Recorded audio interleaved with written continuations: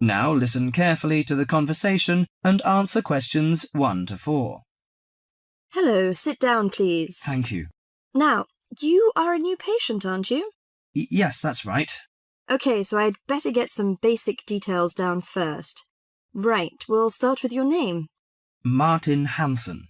Do you spell that S-O-N or S-E-N? Hansen. Okay, and you're a first-year student? Yes, I am. Study in? Electronics, actually. I hope you enjoy it. Thanks. And your address? 2805 Hesperian Avenue, Hayward. 2805 and Hesperian. Yes, that's Hesperian. Hayward, Hayward. And your phone number? 734-246-55. 734-26455. No, you got the 6 and the 4 the wrong way round. It's 24655. Huh? Sorry, right. And, when were you born? The 15th of June, 1986. Here in New Zealand? No, I was born in Sydney.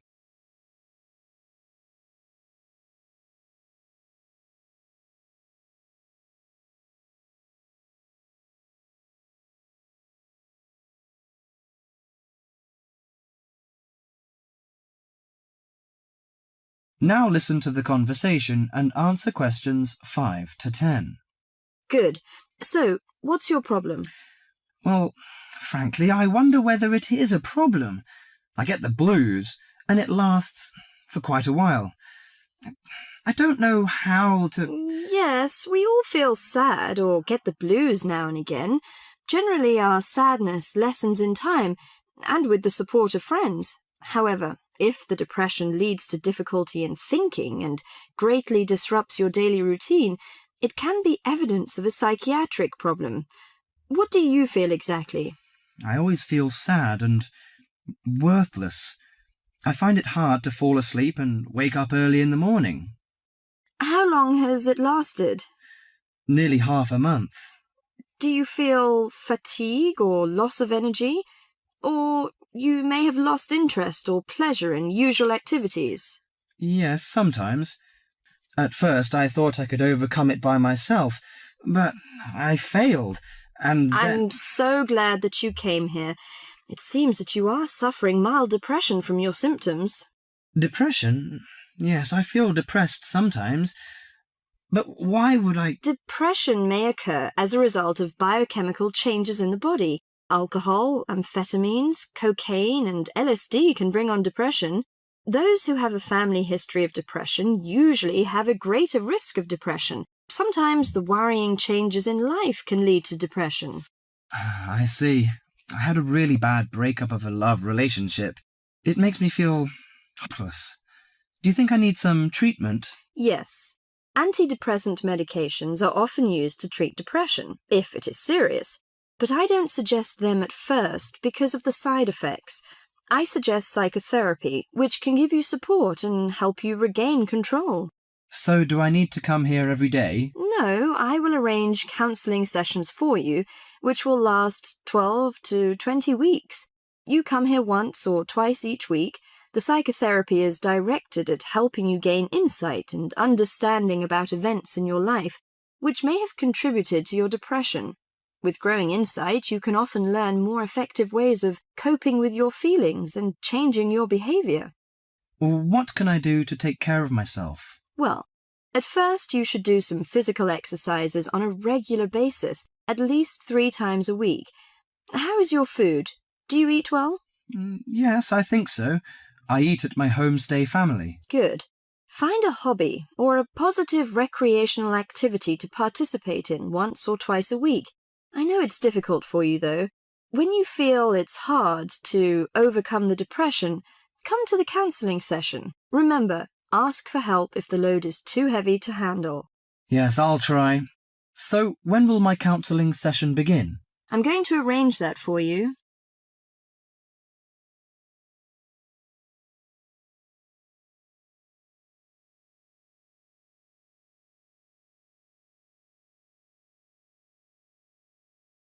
Now, listen carefully and answer questions 11 to 15.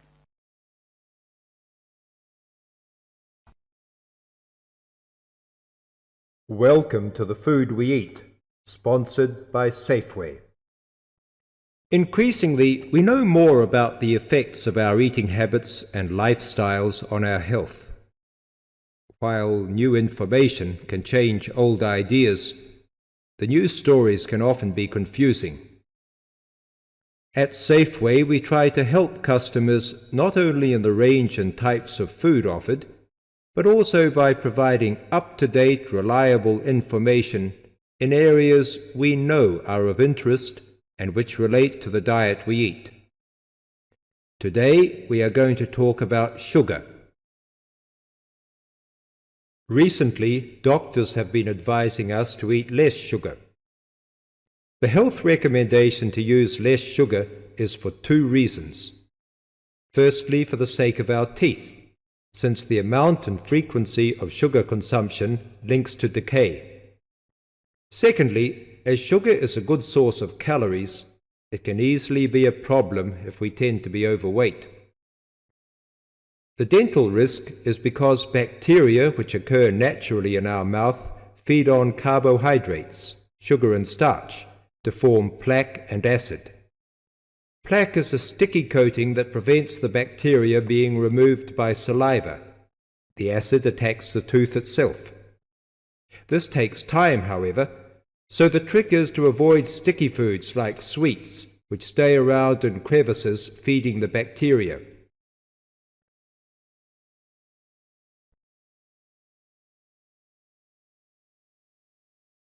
Now listen and answer questions 16 to 20.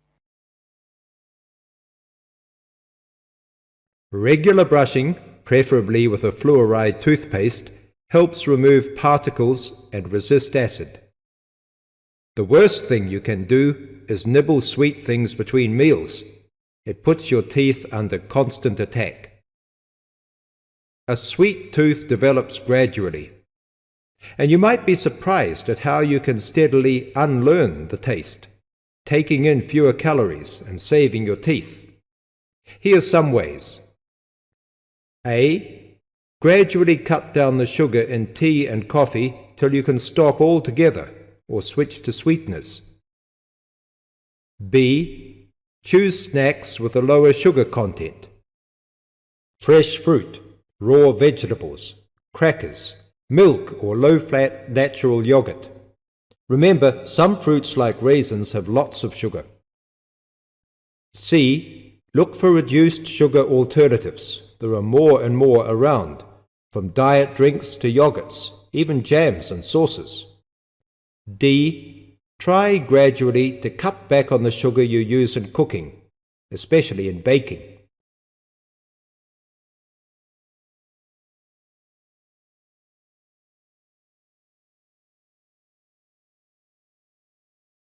Now listen and answer questions 21 to 26. Hi, Linda. Can you spare a few minutes? Hello, Matthew. No problem. I just wanted to talk to you about temporary work placements. I've never really thought there was a good reason for doing one. I've got some savings, so I don't really need the money at the moment. But I've had an email from the university about a vacancy that looks quite interesting. You did a placement last year, didn't you? I did, yes. In my case, I wanted to find out if I was making the right career choice before I began applying for permanent jobs. I thought I wanted to work in car manufacturing, but I wasn't sure, so I applied to Toyota. What was the application process like? Lengthy. There were a lot of different parts to it. The dullest one was a psychometric test. You know, when you have to answer loads of questions about yourself. And you're trying to guess what's the best thing to say. Yes. Then there was an activity that we did in groups, which I found really fascinating. Engineers are renowned for being a bit unsociable, but I thought we made a great team. And we had an individual task too. We had to sort through various business documents and prioritize them. It was just like what you have to do as a student, really, just with different content. What exactly were you doing on the placement? I was helping to design some diagnostic software to identify any waste in the car assembly process. Do you mean waste of materials? No, time. Anything that can speed the process up helps to cut costs. How did the work placement compare to being a student? Was it hard work? Yes, it was. I'd had full-time work before. I've done various unskilled jobs during university holidays, and some of those involve long hours. So I thought I'd find it easy. I was wrong, though. I think when you're on placement, you're always trying to prove yourself. So you push yourself hard to succeed? Yes. But I got a lot of support from my employers. They were always helpful. And then, at the end of the placement, I was given formal feedback. Do you mean on your engineering ability? Well, no. I didn't really need that because we had team meetings every other day. And so I had the chance to discuss technical issues and ask about anything that wasn't clear. The evaluation was about general workplace things, like organizational ability, initiative, that sort of thing. I get the impression you think you benefited from the placement. Well, the best thing is that they've offered me a job for next year. Depending on my exam results, of course, but still. A permanent one? Yes. But apart from that, I learned so much. The industrial environment was much more demanding than the academic one, so my general skills improved, like time management, meeting deadlines.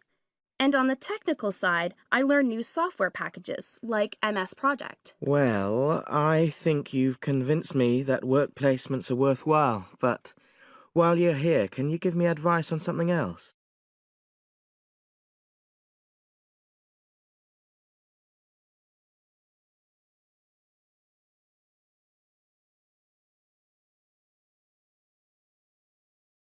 Now listen and answer questions 27 to 30.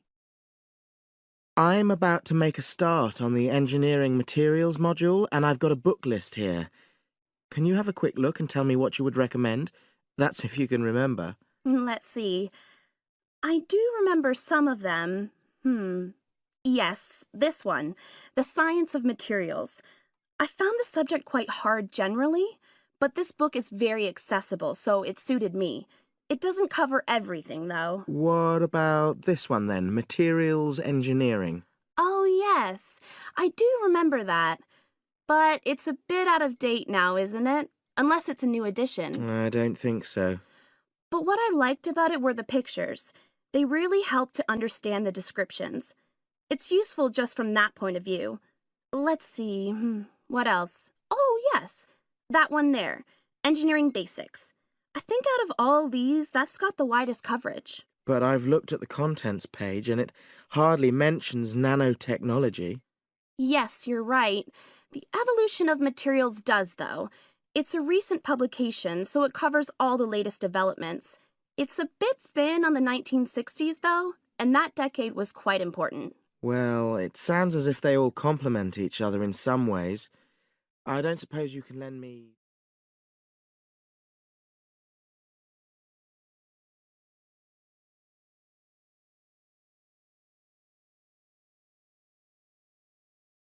Now listen carefully and answer questions 31 to 40. Welcome to Orientation Week. This is the Physics School session, and we'll welcome Professor Smith, the head of the school, to introduce you to the tutorial system. Welcome, Professor Smith. Thank you.